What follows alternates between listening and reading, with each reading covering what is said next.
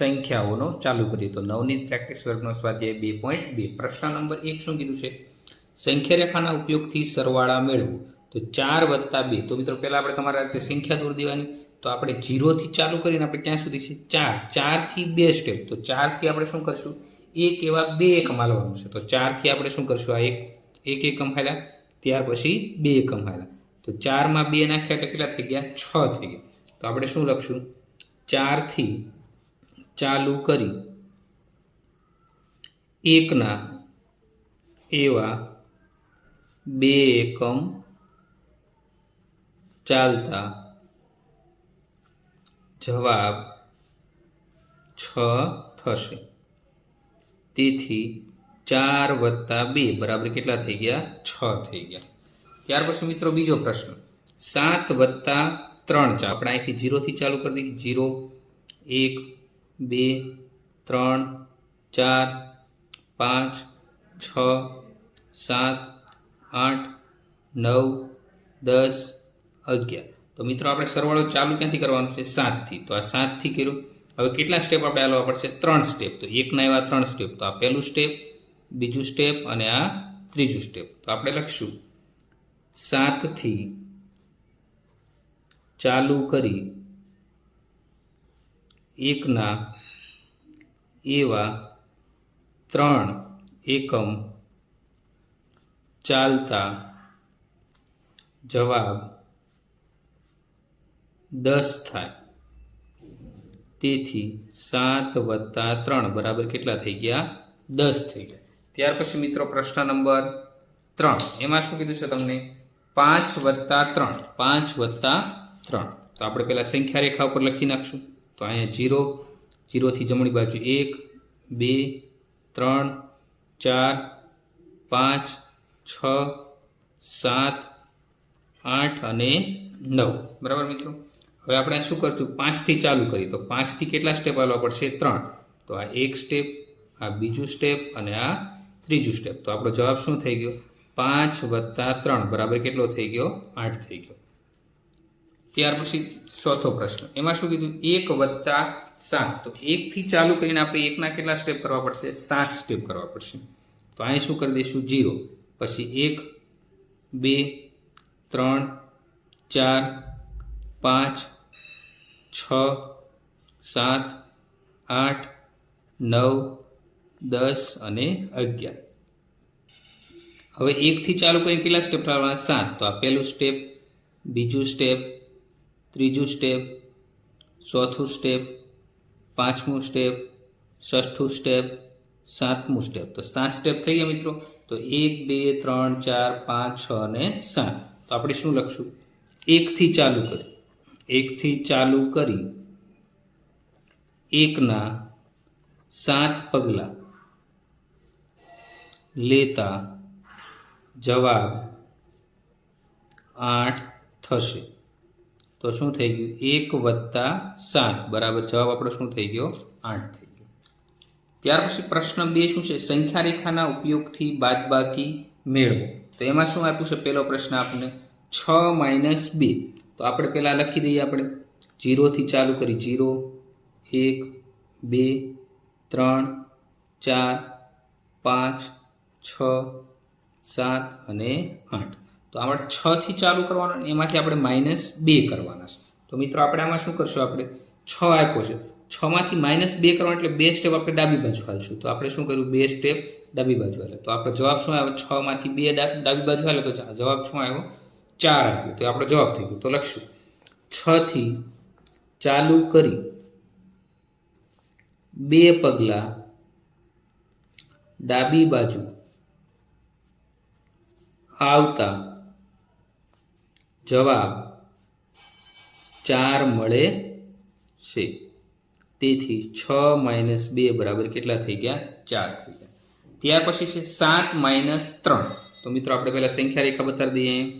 તો આ 0, ત્યાર પછી 1, 2, 3, 4, 5, 6, 7, 8, 9 અને 10. હવે આપણે શું કરવાનું છે? 7 થી 3 સ્ટેપ ડાબી બાજુ હાલવાનું. તો આ 7 થઈ ગયું. બાદબાકી છે એટલે એક બાજુ હાલશું. તો આ પહેલું પગલું, બીજું પગલું, અને ત્રીજું પગલું. તો કેટલા આવ્યા? 7માંથી 3 સ્ટેપ આવ્યા તો 4 આવ્યા. તો આપણે લખીશું 7થી ચાલુ કરી ડાબી બાજુ એક એવા 3 પગલા ચાલતા જવાબ 4 મળે. તેથી 7 - 3 બરાબર શું થઈ ગયું? 4 થઈ ગયું. બરાબર મિત્રો. ત્યાર પછી ત્રીજો દાખલો છે. એમાં શું કીધું? 8 - 5. તો આપણે 0 થી ચાલુ કરીએ. 0 1 2 3 4 5 6 7 8 9 10 અને 11. તો મિત્રો હવે આપણે શું કરવાનું છે? 8 થી 5 પગલા ડાબી બાજુ વળવાનું. માઇનસ એટલે ડાબી બાજુ વળવાનું. તો 8 થી ચાલુ કરીએ. આ પહેલું પગલું, બીજું પગલું, ત્રીજું પગલું, ચોથું પગલું અને આ 5મું પગલું. તો જવાબ શું આવ્યો આપણો? 3. તો 8 થી ડાબી બાજુ 5 પગલા આવતા જવાબ 3 મળે. તો શું થઈ ગયું? તેથી 8 - 5 બરાબર 3 થઈ જશે. ત્યાર પછી ચોથું છે 5 - 4. તો 5 - 4 આપણે પહેલાં સંખ્યા રેખા કરી દઈએ. 0 જમણી બાજુ 1 2 3 4 5 6 7 8 9 અને 10. હવે શું કીધું? 5 થી 4 ડગલા ડાબી બાજુ. તો 5 અહીંયા છે. એમાંથી આ પહેલું ડગલું, બીજું ડગલું, ત્રીજું ડગલું અને ચોથું ડગલું. તો 4 ડગલા ડાબી બાજુ હાલવાનું. તો જવાબ શું થઈ ગયો આપણો? 1 લખશું. તો લખશું આપણે 5 થી ડાબી બાજુ 4 પગલા ચાલતા જવાબ 1 આવે છે. તેથી 5 - 4 બરાબર 1 થશે. મિત્રો પ્રશ્ન નંબર 3 શું કીધું? સંખ્યા રેખાના ઉપયોગથી ગુણાકાર મેળવો. તો મિત્રો આપણે પહેલા સંખ્યા રેખા બતાવી દઈએ. આ 0 1 2 3 4 5 6 7 8 9 અને 10. હવે શું કીધું? 3 × 2. તો આપણે શું કરવું છે? 3ના 2 જૂથ. તો 3 થી 0 થી ચાલુ કરવાનું. એવું 3 કેટલી વાર આવવું જોઈએ? 2 વાર આવશે. તો આપણે શું લખશું? 3 ને 2 વડે ગુણવા 3 એકમ કેટલી વખત આવશે? 2 વખત આવશે. તો આપણે જો અહીં ચાલુ કરી 0 થી શરૂ કરી 3 એકમ. તો પહેલો, બીજો અને ત્રીજો. તો અહીંયા આવ્યું. તો આ એક પગલું થયું. કેટલી વાર આવવાનું? 2 વાર. તો બીજું શું આવશે? 6 આવશે. તો આપણે શું કરશું? 3 ને 2 વડે ગુણવા 3 ને 2 વડે ગુણવા 0 થી ચાલુ કરી 3 પગલા 2 વાર ચાલતા 6 આવે. તેથી 3 × 2 બરાબર શું થઈ જશે? 6. આપણો જવાબ શું થઈ ગયો? આ 6 થઈ ગયો. ત્યાર પછી બીજો દાખલો છે. એમાં શું આપ્યું છે? 3 × 3. તો આપણે પહેલાં સંખ્યા રેખા રાખી દઈએ. અહીંયા 0 1 2 3 4 5 6 7 8 9 10 11. 3 × 3 છે. તો 3 પગલાં આપણે કેટલી વખત ચાલવું પડશે? 3. તો 3ના પગલાં 3 વાળે 0 થી ચાલુ કરો તો 1 2 અને 3. તો આ પહેલું પગલું થઈ ગયું. હવે બીજી વાર પગલું ચાલો એટલે 6 આવશે. ત્રીજી વાર પગલું 3નું હાંકો એટલે ક્યાં આવે?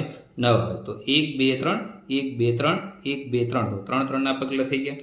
તો 3 ને 3 વડે ગુણવા 0 થી ચાલુ કરી 3 પગલાં 3 વાર ચાલતા 9 મળે. તેથી 3 × 3 બરાબર શું થશે? 9 થશે. ત્યાર પછી શું આપ્યું છે? 5 × 2. તો આપણે સંખ્યા રેખા પહેલાં બતાવી દઈએ. 0 1 2 3 4 5 6 7 5 × 2 આપ્યા. તો 5ના પગલાં કેટલી વાર હાલવા પડે તમારે? 2 વડે. તો આપણે આ 0 થી ચાલુ કરી તો 5 પગલું, પહેલું પગલું ક્યાં આવશે? અહીંયા 5 આવશે. આ પહેલું પગલું 5નું થઈ ગયું. બીજું પગલું 5નું ચાલુ કરો, તમે ક્યાં આવો? 10 આવો. તો આપણો જવાબ શું થઈ ગયો? 10 થઈ ગયો. તો આપણે શું લખશું અહીંયા? 5 ગુણ્યા 2 માટે 0 થી ચાલુ કરી 5ના 2 પગલાં ચાલતા 10 આવે. તેથી 5 ગુણ્યા 2 બરાબર શું થશે? 10 થશે. ત્યાર પછી ચોથું શું છે? 2 ગુણ્યા 4. તો પહેલાં આપણે સંખ્યા રેખા કરી દઈએ. 0 1 2 3 4 5 6 7 8 9 ને 10. હવે 2ના પગલાં કેટલા હાલવાના છે? 4 પગલાં. તો 0 થી ચાલુ કરીને 4 પગલાં 2 વાર હાલશું. તો આ 2નો પગલું 1 વાર, આ બીજી વાર, આ ત્રીજી વાર અને આ ચોથી વાર. તો આપણો આન્સર શું થઈ ગયો? 8 થઈ ગયો. તો આપણે લખશું 0 2ને 4 વડે 4 પગલાં ચાલતા 8 આવે છે. તેથી 2 ગુણ્યા 4 બરાબર 8 થશે. નમસ્કાર દોસ્તો, આવા જ વિડિયો જોવા ચેનલને સબસ્ક્રાઇબ કરો.